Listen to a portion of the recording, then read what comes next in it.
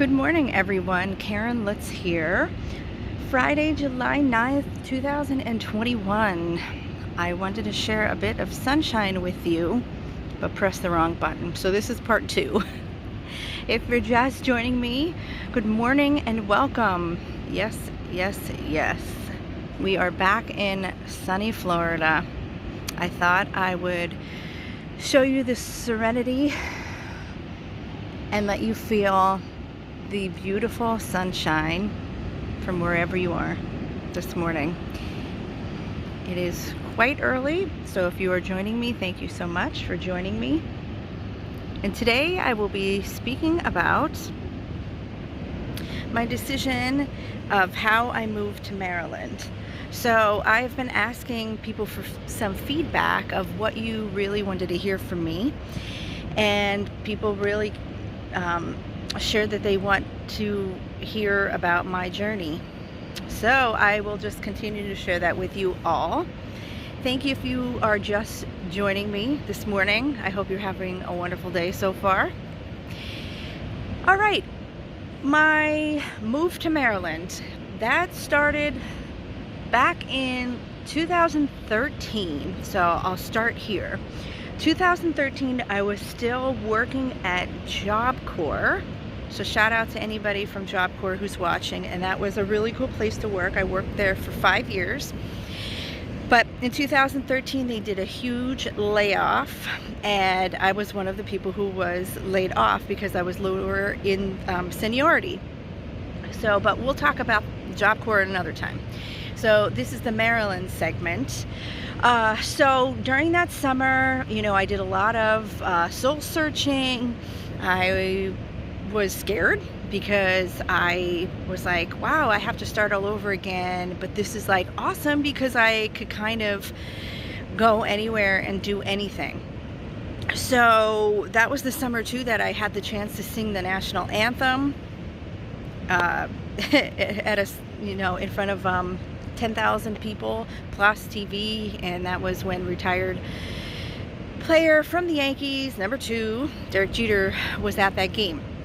So a lot of transition was happening in my life during that part, and I was also teaching for McCann School of Business. I was teaching several classes there, and luckily the director had called me up because she knew I had more availability, and I took a few more classes that fall, but I could talk about this at another time. So we're going into Maryland. So by that fall, winter, I started to explore and thought, wow, I had my teaching certifications and thought, geez, I think I probably had my Maryland certification for a while at that point.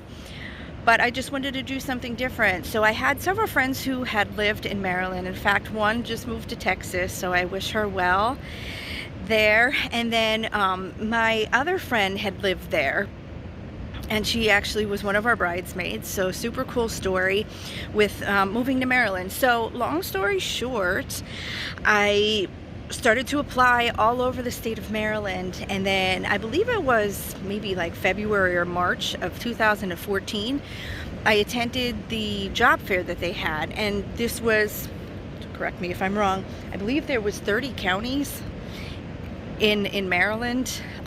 So when I attended the job fair, it was super neat and overwhelming at the same time, and I wasn't sure. I knew I'd get hired that day, but I wasn't sure where. Well, lo and behold, I got hired for Prince George's County. Super excited because that's, as I just mentioned a couple seconds ago, that my friend lived in that county.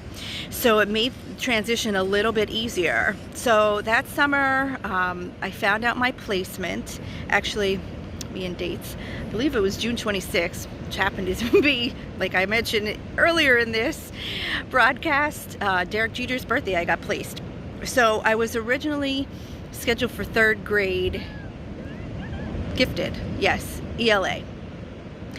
And it was really neat because when I went to that placement in June, really connected with the principal immediately. Our energy just connected, and if she's watching, her and I got along really well. It was super interesting to connect with her, so I'll tag her as well. And I guess, I just picked up and left. But the good thing was I was only 4 hours away from my hometown of West Hazelton, Pennsylvania. So I knew that I wanted to move, but not move so far, which is a good thing, because when I moved in the summer and I got settled, made a lot of new friends there. So that was a super big blessing. But I wanted to say, and this happened a couple times, and I'll have to talk about this in more episodes. Like I said, I was hired for 3rd grade. When I got there, I ended up teaching 2nd grade, all subjects. So if you know me, focus can be an issue sometimes. So I was super excited that I was going to be teaching one subject, but I ended up teaching all of them. But the good thing is, had that not happened, I wouldn't have met my other friend who ended up teaching the 3rd grade ELA. And she was there for several years. So actually she was from Pennsylvania too, her and her twin brother, which maybe I'll tag them too. But I made wonderful friends during that transition in Maryland, several of which attended the wedding. So you never know where you're going to end up in life and who you are going to become friends with, or who they know. It's one of the things that I say. And I'm sorry, I'm getting eaten alive by the no-see-ums, and I could certainly see them. So, okay, so back to the Maryland story. Gosh, my kids were super cute. I had a really small class, and I always joke about this, but I swear the only time they ever paid attention was when I read Charlotte's Web, because I was able to really express to them and use my theatrics and my theater background and my dance background, which we participated in a multicultural day that May. And one of my students' moms from Africa made all of our costumes, and it was incredible. So I got to teach an African Mufundala, because I have background in that. So very suiting.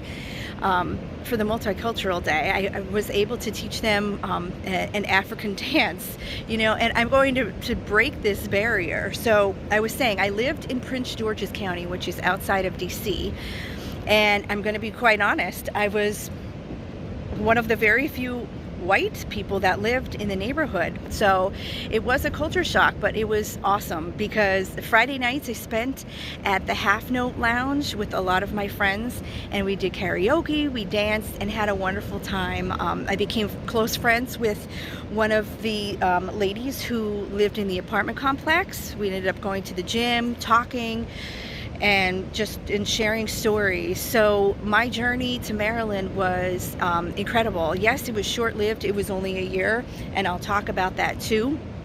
But during that transition, I learned a lot about myself, and my spiritual awakening really, really came to fruition there.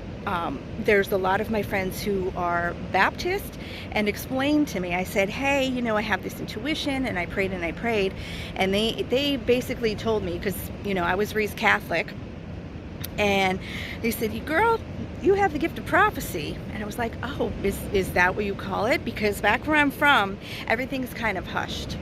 So I want to share that with you all, because Maryland really opened up my gifts, my spiritual gifts for me, and because they were very, very accepted. So I come from a small hometown, sometimes a lot of closed-minded folks there, and they're not open to change. And I think with my journey and sharing my journey, really hopefully inspired a lot of people to really look back at their lives and say, hey, you know what, like, she's doing it no matter what the obstacles were. Because let's be honest, in one of my earlier episodes I talked about how I moved back from New York City, or Hoboken, New Jersey, and I was scared, and then I felt stuck.